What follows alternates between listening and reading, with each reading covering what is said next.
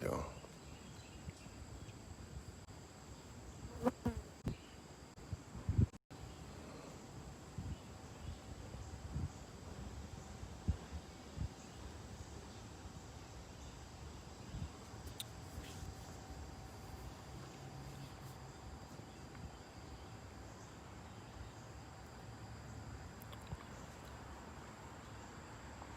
All right. All right. Good morning. Pray that all is well. I here, but we're gonna go ahead and get started. Well, good morning, everybody. God, I'm glad you guys decided to tune in to this little thing we do every Monday morning now called You. Thing was real station that me and a really good friend of mine were having just about with everything's going on with, the whole Black Lives Matter thing, the White Lives Matter thing, everybody matter thing, right? And I'm just, he asked me, he said, man, why don't you do some videos on You Matter, And he said, heck, make it a series. And so he and I just began to talk and everything. And I said, yeah, let's do it. So we kind of birthed this thing out of this, and we've done it now for a couple of weeks. And I prayed that it has blessed you and others. And so, we're going to keep going until, I guess the Lord releases having some. But today, man, about to someone. One of the things that we must understand is that number one, we were created for relationship. When God created man, he created man from the dust of the ground, and then he blew the breath of life, or he breathed the breath of life into him. What it says in Genesis 2, last part of Genesis 2, and then he gave man dominion over everything and caused man to name everything and all that. But what he found is that man did not have anyone suitable for him. And so what did he do? He put man to sleep, and he pulled a rib out of his side. Hey, James, what's up, brother?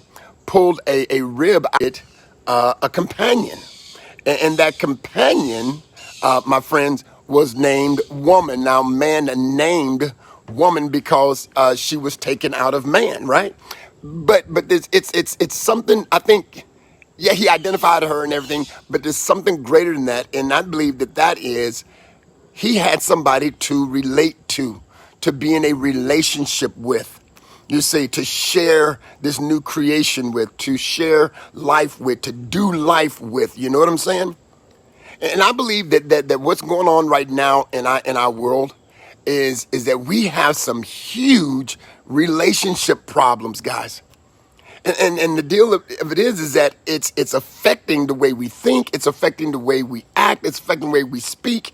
Everything that we are doing, it's all stems from relationships. I don't listen.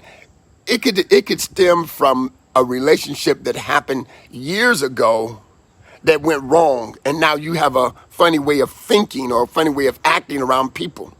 It could be because somebody did something to you wrong, and so you act funny now when around other. And then, or it's something that went very well in your life with a relationship. Something that, hey, Michael Todd, went well, and now you have these super relationships, amazing, right? And so relationships, guys, it's everything. It's everything. And so what I want to say to you this morning, man, is that your relationships with people matter. Hey, Ron, and the thing about it is that we have to learn how to cultivate our relationships, And everybody would say, well, Pastor Amos, you can't be in a relationship with everybody. You can't do this with everybody. Listen, you're right. You're right. You're absolutely right. You can't. But one thing I do know is that no matter what, if I see someone that I feel attracted to as a friend, right, as a partner, I'm going to at least try. No matter what the color of that person's skin is, no matter where that person comes from, no matter what that person's background is, we were all gathered in this world to be in relationship with each other. Hey, Cindy White, good to see you, lady. God bless you and Pastor. We were all put in this world to be in relationship with one another. And our differences should not matter.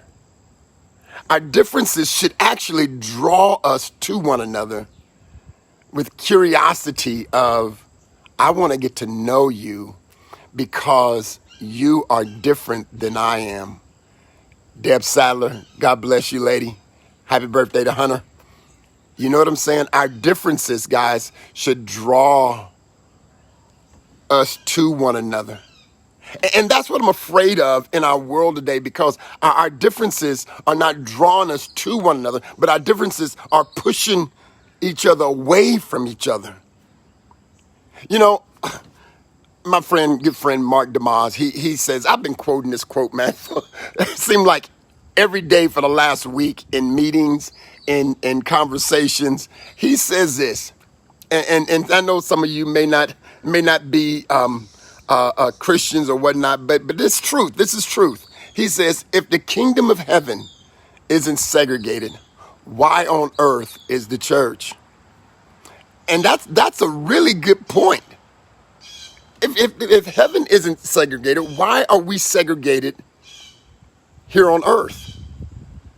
You know, why do we allow our differences to push each other away when our differences should be drawing us to one another?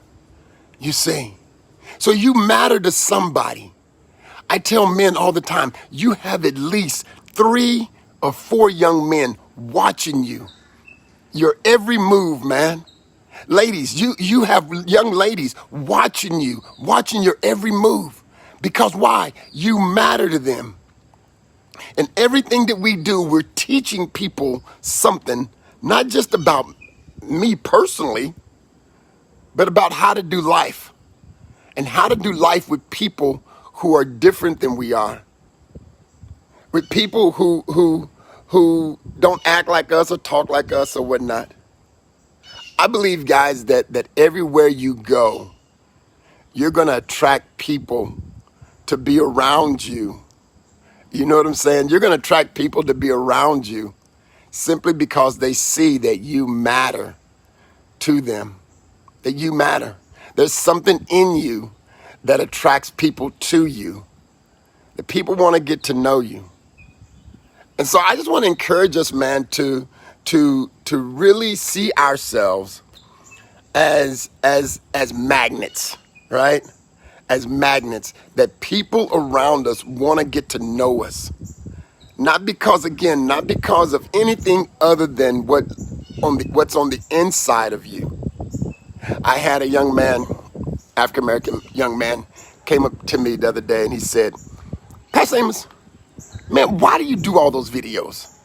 Does it really matter that, how is it making a difference in people's lives? And I laughed and he said, what's so funny? I said, son, the day that you forget that you matter to the world is the day that your world stops growing. He said, my world? I said, yeah, your world. You have a world around you and in you that must grow. Remember that you matter to them. Talking about, I said, your family is a world. Your community is a world. Your friends are a world. Your school is a world. Your church is a world. And you matter to them. And then, of course, you know me. I had to go ahead and hit him with the old starfish story, right? You guys know the story. We're walking down the shore, the beach shore, and he sees all these starfish there, and he just begins to pick them up and throw them back in the ocean. One by one, one by one, one by one, one by one. Hundreds and thousands of starfish out there. And a man comes up to him and says, son, what are you doing? He said, I'm throwing these starfish back in the ocean. He said, well, there's so many. What does it matter? He picked up one and threw it in the ocean, and he said, it mattered to that one. And guys, that's what I want to leave you with. You matter. And there are people around you that see you and they know that you matter to them. Let's connect with people this week. Let's really begin to see ourselves as influencers and community changers and world changers, that we might make a difference in somebody's lives because we see ourselves as people of change. We know that we matter to someone in this world, and you never know who that someone might be. Yeah, of course, you know that it's that someone in your family. Hey, Penny McCrae, God bless you, sister. There's a lot of people in your family who you matter to. But what about in your community? What about in your church? What about in your city? You see what I'm saying? You never know when you might come across someone that need to know that not only you matter, but they matter. Don't let anything stand between you, but connect with people in relationship, no matter what the level, and let them know you matter. Hey, may God bless you guys and keep you. May he rest upon you today and this week, that you prosper in all that you do, all that you say. In Jesus' name. God bless you guys. We'll see you next week.